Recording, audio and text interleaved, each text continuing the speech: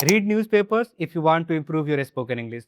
This is one advice I think every English learners hear all the time, that newspaper पढ़ो और अपना English सुधारो. But nobody tells us how exactly we need to read newspapers. और अगर आपने कभी इसको try भी किया है, you know how difficult it is कि न्यूज़पेपर को पढ़ के समझना और इंग्लिश बोलना. So in this today's lesson I will teach you how you can read newspapers और किस तरीके का न्यूज़पेपर आपको पढ़ना है, कैसे पढ़ना है और कैसे आप अपने स्पोकन इंग्लिश को इम्प्रूव कर सकते हो. And if you are new here, my name is Roshan and this is day 22 where I'm going to teach you how you can read newspapers and improve your comprehension and your spoken English. This video is going to be divided into two parts. पहला half में मैं आपको एक tutorial दिखा रहा हूँ, जैसे कि मैं कैसे न्यूज़पेपर पढ़ता हूँ, किस तरीके का टूल्स यूज करता हूँ और स्पेशली जब 3 साल पहले मैं भी न्यूज़पेपर पढ़ना स्टार्ट किया था तब किस तरीके का प्रॉब्लम मैं फेस करता था. और हमारे यहाँ भी एक कैटेगरी है कि कुछ लोग न्यूज़पेपर एग्ज़ाम्स के लिए पढ़ते हैं, कुछ लोग सिर्फ न्यूज़ के लिए और हमारे जैसे लोग स्पोकन इंग्लिश सुधारने के लिए. और आप किसी भी कैटेगरी से बिलोंग करते हो, एक चीज़ कॉमन है कि पहला कुछ वीक बहुत मुश्किल होने वाला है. You won't be able to understand everything, but I can guarantee if you follow whatever I am telling you, अगर आप जो कुछ भी मैं बोलूँ वो करोगे और कंसिस्टेंटली करोगे, then your comprehension will improve and no doubt you will be able to speak English. अब हमें सबसे पहले एक न्यूज़पेपर चूज करना है. हमारे यहाँ सबसे पॉपुलर 2 इंग्लिश न्यूज़पेपर है, एक द हिंदू और इंडियन एक्सप्रेस. और मैं रेकमेंड करूँगा कि आप इंडियन एक्सप्रेस से स्टार्ट करो. द हिंदू थोड़ा सा डिफिकल्ट होता है इंडियन एक्सप्रेस से, बट बिगिनर्स के लिए तो दोनों डिफिकल्ट होने वाला है. चाहे आप इंडियन एक्सप्रेस पढ़ो या द हिंदू पढ़ो, दोनों डिफिकल्ट होने वाला है. तो इट इज़ योर चॉइस, आप दोनों ट्राई करो, बट मैं रेकमेंड करूँगा कि आप इंडियन एक्सप्रेस से स्टार्ट करो and after a couple of months और after a few weeks you can switch to the Hindu. अगर आप इस वीडियो से एक एडवाइस लेना चाहते हो तो वो सिंपल एडवाइस ये है कि आप ऐसे चीज़ें पढ़ना स्टार्ट करो जिसमें आप इंटरेस्टेड हो. ये पॉसिबल नहीं है किसी के लिए भी कि एक दिन में पूरा न्यूज़पेपर पढ़ना. ऊपर से हमारा अटेंशन स्पैन इतना कम है कि हम पूरा न्यूज़पेपर पढ़ ही नहीं सकते हैं. और आई डोंट थिंक कोई पढ़ता ही होगा. अगर किसी का काम ही है जर्नलिज्म, उसका बात अलग है, लेकिन हमारे पास बहुत सारा काम है.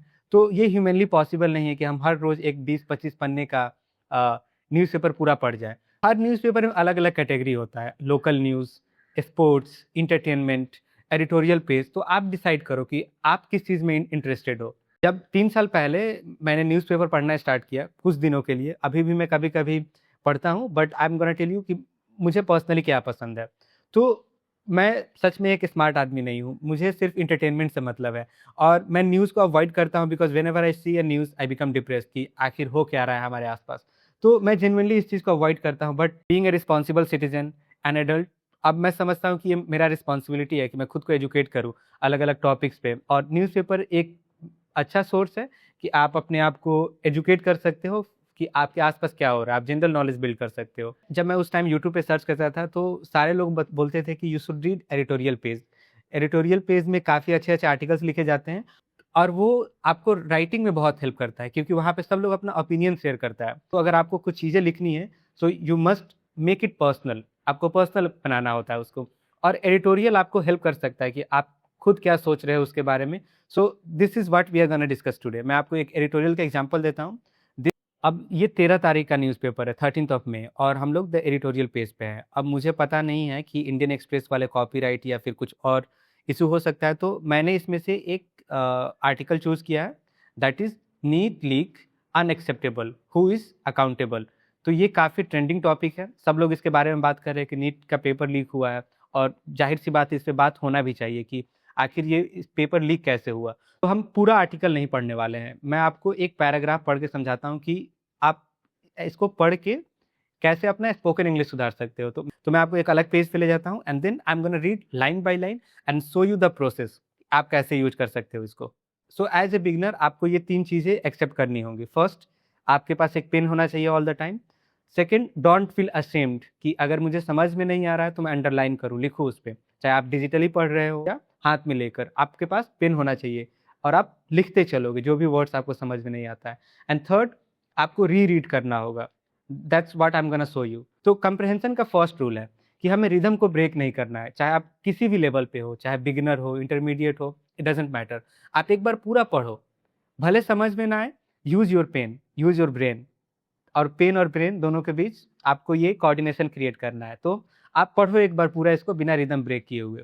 On May 3rd, more than 22 lakh students sat for one of the most consequential examination in the country, the National Eligibility Cum Entrance Test, NEET, NEET, the gateway to roughly 1.3 lakh MBBS seats in India's medical colleges. Consequential, gateway. For them, the brutally competitive test was the culmination of painstaking preparation as well as financial and emotional investment.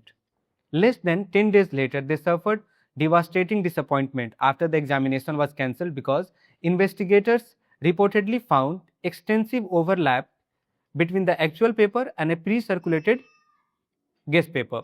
Multiple suspects have reportedly been detained, and the center has handed the case to the CBI. But reducing this episode to a mere law and order breach understates the scale of institutional failure. It is an indictment of the National Testing Agency (NTA), the body entrusted with conducting some of the country's most high-stakes examinations. Created in 2017 to professionalize testing, the NTA was mandated to standardize procedures and eliminate the inconsistencies of fragment state level system.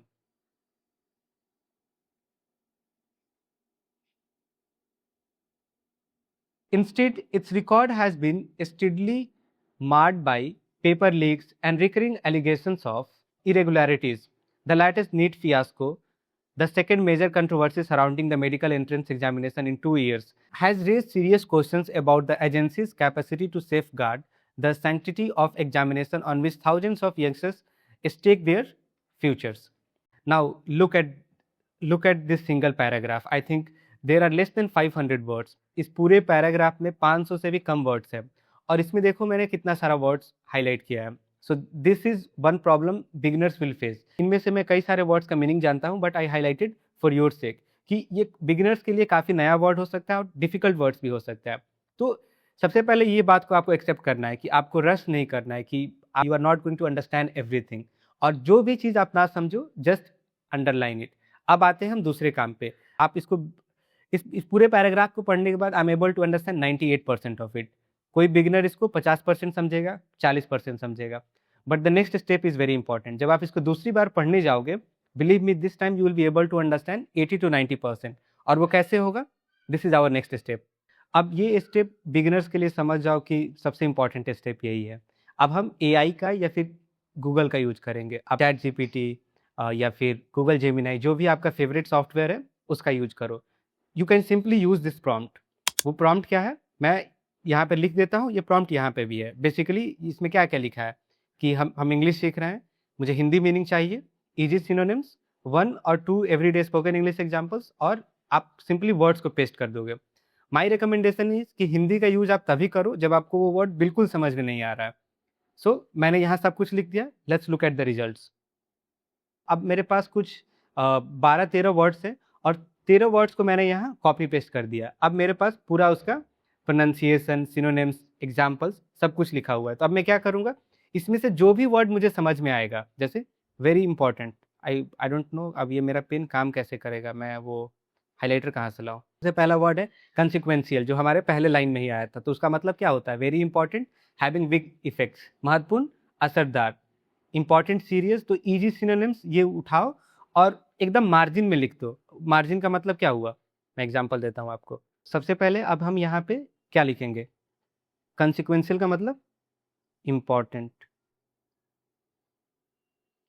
यहाँ पे हमने लिख दिया, या हमने newspaper पे लिख दिया. गेटवे, जो दूसरा वर्ड है हमारा गेटवे, इसका मीनिंग देखते हैं. So now let's try to understand this paragraph now. भले ही पहले रीड में आपको समझ में ना आए, लेकिन आपने जो ये वर्ड यहाँ लिख दिया है वो अब समझ में आएगा. How beautiful my hand writing is that I'm not even able to read it myself. So on May 3rd, more than 22 lakh students sat for one of the most consequential examination in the country. यानी कि 3 तारीख को 22 लाख से भी ज़्यादा student एक बहुत ही important examination के लिए बैठे थे. कहाँ पे? In the country. अब यहाँ इन द कंट्री मतलब हमारे कंट्री की बात हो रही है. उसका नाम क्या था? The national eligibility cum entrance test, यानी कि नीट, द गेटवे टू रफली 1.3 lakh MBBS seats in India medical college. Gateway का मतलब एंट्रेंस. अगर आप ये एग्जाम पास करोगे तो आपको एंट्री मिल जाएगा. कहाँ पे? MBBS seats. इंडिया के मेडिकल कॉलेज में, और वो सीट कितना था, 1.3 lakh seats. For them the brutally competitive test was culmination of painstaking preparation as well as financial and emotional investment. यानी कि उन लोगों के लिए ये एग्जाम कैसा था, ब्रूटली कंपेरेटिव, मतलब हद से ज़्यादा डिफिकल्ट। आउटकम कल्मिनेशन का मतलब उसका रिजल्ट था, उसके साथ साथ डिटेल्ड पेन-स्टेकिंग प्रिपरेशन, यानी कि पूरा डिटेल में उन्होंने प्रिपेयर किया था, as well as financial and emotional investment. उन्होंने पैसा भी इन्वेस्ट किया था उसमें, और इमोशनल इन्वेस्टमेंट। अब इमोशनल का मतलब कोई भी इंसान अगर एग्जाम का तैयारी कर रहा है, that person is completely locked in, वो उसका कुछ एक्सपेक्टेशन होता है कि मैं एग्जाम दूंगा, आइदर आई विल फेल और पास, कुछ रिजल्ट तो आने वाला है। सो यू सी, एक पैराग्राफ को आप समझने में ये मत सोचो कि हम इतना सारा टाइम इन्वेस्ट कर रहे हैं, दिस इज एन इन्वेस्टमेंट। अगर आप एक बार एक वर्ड समझ जाओगे तो वो आपके बैंक में स्टोर हो रहा है। एंड जस्ट इमेजिन, इसी टास्क को आप 30 बार, 40 बार, 50 बार रिपीट करोगे इन द नेक्स्ट 30, 40, 50 डेज, क्या होगा उससे? जाहिर सी बात है कि कंसिक्वेंशियल अगर आप उस समय रिकॉल भी नहीं कर पाओ, तो आपने ये नोट तो बनाया है, आप उसको विजिट कर सकते हो, आप बार बार इसको रिपीट करो, and believe me, after one point you will be able to understand. और अब हम बात करते हैं तीसरे स्टेप की। ये बिगिनर्स के लिए समझ जाओ कि बहुत इंपॉर्टेंट है, सबसे इंपॉर्टेंट स्टेप है, लेकिन अगर आप इसको पहले करोगे तो समझ जाओ कि आप अपना टाइम वेस्ट कर रहे हो। सो द थर्ड स्टेप आपको ईजी लग सकता है, लेकिन आपको इसको सबसे पहले नहीं करना है। Let me tell you what it is, और ये भी एक तरीके का प्रॉम्प्ट है। अब इस बार आप क्या करोगे कि आप जो भी पैराग्राफ पढ़ रहे हो, आपने 2 बार उसको पढ़ लिया, एक बार खुद से, दूसरी बार आपने मीनिंग के साथ पढ़ा। अब ये तीसरा जो स्टेप है, इसमें आप इस प्रॉम्प्ट का यूज करोगे। आई एम गोना, आप इसका स्क्रीनशॉट ले सकते हो, और ये रहा प्रॉम्प्ट कि मैं बिगिनर हूँ, इंग्लिश सीख रहा हूँ, और ये आर्टिकल मुझे समझना है। अब क्या करोगे, आप फोटो खींचो उस आर्टिकल का, या फिर स्कैन करो किसी चीज़ से, और पूरा टेक्स्ट को उठा लो। अब मैं क्या करता हूँ, पूरे टेक्स्ट को उठाता हूँ। ये हमारा ओरिजिनल टेक्स्ट है, ये रहा ओरिजिनल टेक्स्ट। इसका सिंपल मीनिंग ये रहा, on May 3 more than 22 lakh student appeared for NEET exam. तो यहाँ तक का गेटवे तक का तो मीनिंग हमें मिल ही गया कि उन्होंने एग्जाम में अपीयर किया। NEET is a very important exam because student must pass it to get admission into MBBS medical colleges in India. तो आप ओरिजिनल लाइन को पढ़ रहे हो, आसान वाले इंग्लिश को पढ़ रहे हो। अगर ये भी समझ में नहीं आ रहा है, then take help of Hindi.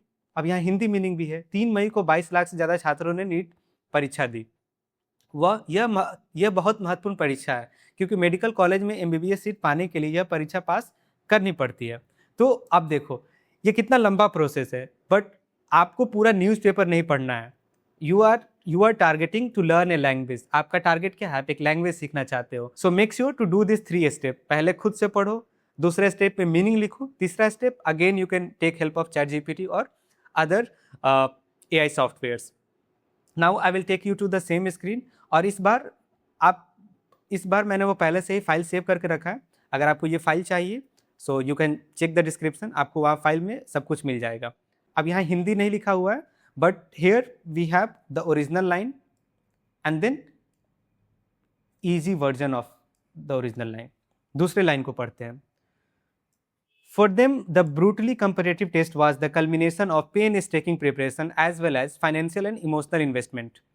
For these students, this extremely hard exam was the final result of years of very careful hard work, alongside a lot of money and feelings spent by their families. अब दोनों line में difference देखो, ये layered तरीके से लिखा गया है और इसको आसान इंग्लिश में लिखा गया है। फॉर देम, तो हम देम किसके लिए यूज कर रहे हैं, स्टूडेंट्स के लिए। ब्रूटली, एक्सट्रीमली हार्ड, तो ब्रूटल वर्ड को यहाँ एक्सट्रीमली हार्ड वर्ड से हटा दिया गया है और रिप्लेस कर दिया गया है। कल्मिनेशन, अब ये जो वर्ड कल्मिनेशन है, तो फाइनल रिजल्ट हमें यहाँ पे मिला। एंड देन पेन स्टेकिंग, तो पेन स्टेकिंग के लिए कौन सा वर्ड यूज हुआ था यहाँ, careful, hard work along side, detailed, financial and emotional investment, कि उन्होंने पैसा तो इन्वेस्ट किया ही था, a lot of money and feelings उनके फैमिलीज के द्वारा।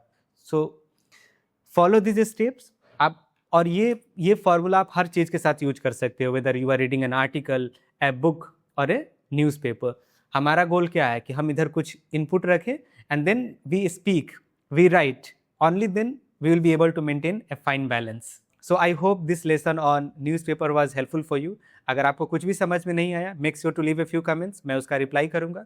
और जैसे जैसे हम इस कोर्स में आगे जाने वाले हैं, I will give you more tricks, मैं और तरीके बताऊंगा कि आप उसका यूज करके कैसे इंग्लिश इम्प्रूव कर सकते हो। And if you need any additional help, if you want to learn spoken English in a group और इंडिविजुअल सेशंस, आप मुझे यहाँ मैसेज कर सकते हो and we can start learning together. And if you have watched this far, thank you so much for watching and I will see you soon. Bye.